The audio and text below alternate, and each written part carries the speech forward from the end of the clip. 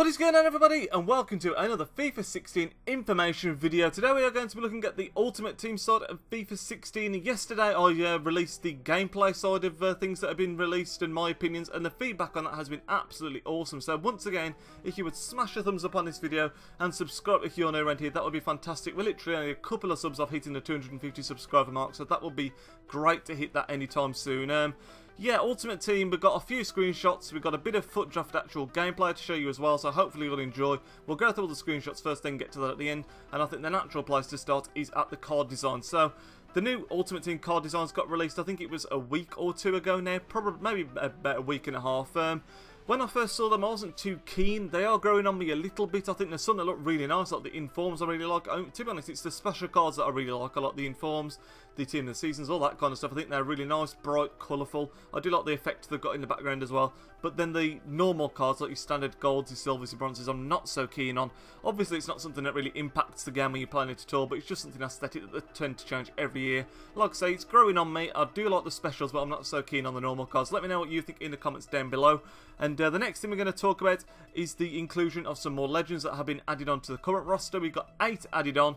In my opinion, not the most exciting ones, but I am a Man City fan, so I'm going to say that with the inclusion of Giggs and Best, obviously, they're two that a lot of people are excited about. Like I said, we've got Giggs, Best, Deco, Litmanen, who's probably the one I'm most excited for. Deco should be decent as well, to be fair.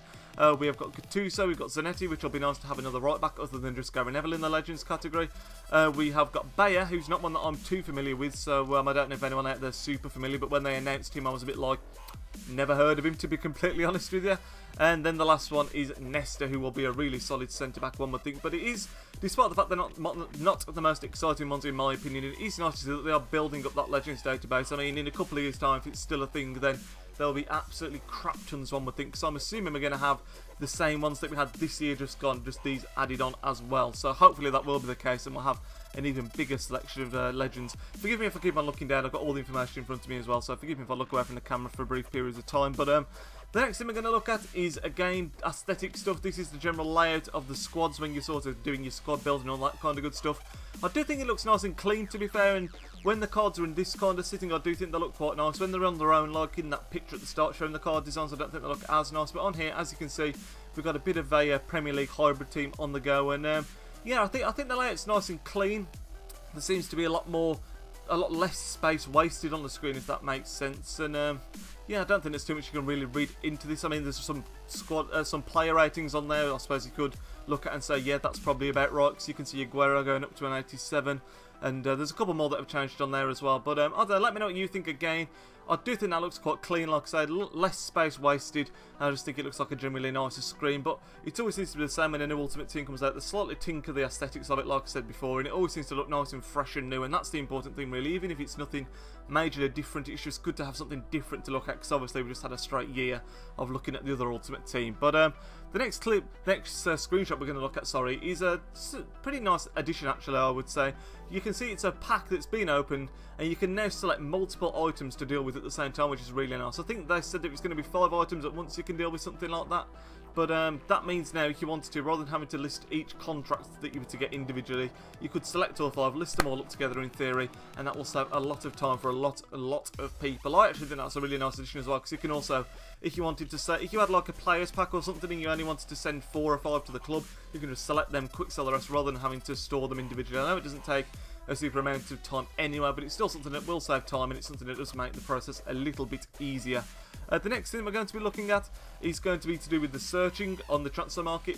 Finally, they've put in the addition that you can search for special cards only, which is about goddamn time, because searching for informs and that kind of good stuff, at the minute you have to use the concept squad method, which isn't too much of a pain in the backside, but it is a sort of workaround, whereas now you'll be able to go straight in there, search for a special card for a certain player, and you'll just have the list up there, which is absolutely fantastic. Really, again, just a bit more efficient, saving a lot of time. And again, I would say this screen looks a lot cleaner than the current one.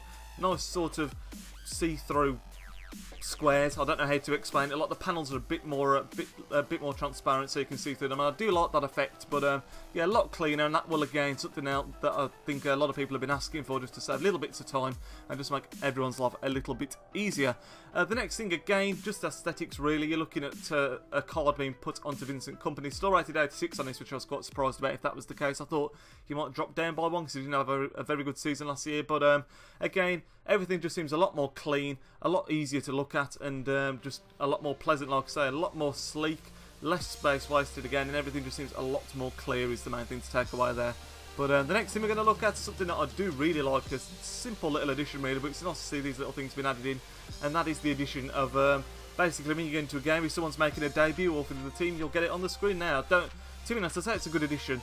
Who actually plays at the start and waits for the whole thing to run through? Everyone at the start's just mashing out anyway, so I don't know how often you're actually going to see it. But the other thing about this, which you'll see on the next clip as well, or the next screenshot I should say, sorry, is when someone's got a team and they're in the game, and say like, I'll put the next clip on screen now, look, you can see what type of card that they are subbing on. So before, if someone was subbing on, for example, Sanchez for Hazard, just for an example, it would just say on the screen, Alexis Sanchez on, Hazard off. Now you can actually see what particular card they are bringing on, which is a pretty nice addition in my opinion, because it's nice to know what they're bringing on. Because sometimes if someone was to bring on a Sanchez, you don't know whether it's a regular Sanchez, an informed Sanchez, a team of the season Sanchez, and you just don't know what you're dealing with, do you, if you know what I mean?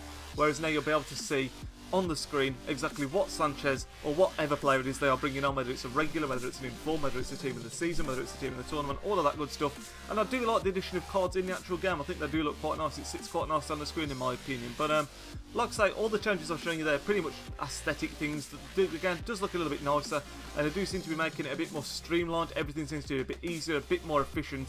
But now we're going to get into the FUT Draft footage. Now the FUT Draft footage was actually taken at Gamescom, sorry, I believe it was last week. And this is a game mode that I know a lot of people are very, very excited for. And it's for those people, I think, that don't get to use the top players in the game. It makes them a bit more accessible. I mean, it's really potluck who you get. But you can see on the screen at the moment, as it starts up, you basically get 5 formations you can choose from. Completely random as to which ones come up on the screen. And this, I think they were saying as well, is sort of to try and broaden your FIFA skill set, so you're not always in your comfort zone. You might get 5 formations that don't particularly play to your strengths, but you know, you're widening your range of abilities on the game, all that kind of stuff. How it works is you can see you get a selection of players pop up and you get to pick one of the 5. This first one is you're choosing your captain, and obviously going through selected players to fill out the team. And they were saying it's really a choice between whether you're going to go for full-on chemistry or whether you want to go for just the best players in the game, depending on who pops up, obviously. But initially how it works is you can buy your way into these FUT drafts using FUT tokens, using FIFA points, or using in-game currency. And once you're in there, you basically play, I think it's 4 games, so like a mini tournament. The further you get, the more coins you get back. You can win prizes like packs, particular players, really nice packs as well. Apparently you've got the chance to win like rare god players packs and tradable packs. But even if, this is something I don't understand, even if you get knocked out in the first round, apparently you get back what you put in to get in. Now I don't know whether that's going to be in a pack, so say you spend 15k to get in and then you lose in the first round, you could get a 15k tradable pack back, which wouldn't obviously be as good, or you get the actual 15k in coins back. The way they said it, it sounded like you got your 15k in coins back, but I can't honestly imagine they do it that way because it just seems too easy. There's nothing to really lose from it. But like I say, you've seen on the screen now, lots of options popping up for each position. They said as well you can get legends, you can get the top players in this kind of thing, as you will see in a minute, because they do actually get Ronaldo in this one, which is pretty crazy. But again, player ratings on the screen, whether you want to read into them too much or not, it's completely up to you. They always say that sort of the player ratings are going to change between now and when it's released, but you know, it's always nice to get a bit of an insight because some of them have changed in there. I believe Fabregas is in there at an 86, which is well deserved. Like I say, Aguero earlier up to an 87. But let me know what you think of this FUT Draft idea, because I do think it's nice. And apparently the way it works as well is when you win these things, you get to use these the prizes with your normal ultimate team. Because obviously this is completely separate. You don't have to build a team, you don't have to go out and buy players or anything to do this. You literally go in, the players are given to you, you just have to select them. So it is very interesting. I mean, I don't know how EA plans to make money on this, which is another question, because everything EA does is always with money on the mind, in the words of Sam Smith. But yeah, like with Ultimate Team, you can obviously spend points to get packs, all that kind of good stuff. And I know you can buy points to enter the draft, but I don't think there'll be too many people doing that, to be completely honest. So it'll be interesting to see what they've got in mind here and what sort of add-ons there will be, because as far as I can see, you're getting all the best players in the game to use and without really having to buy packs or anything. So I do think this will be a very popular mode next year.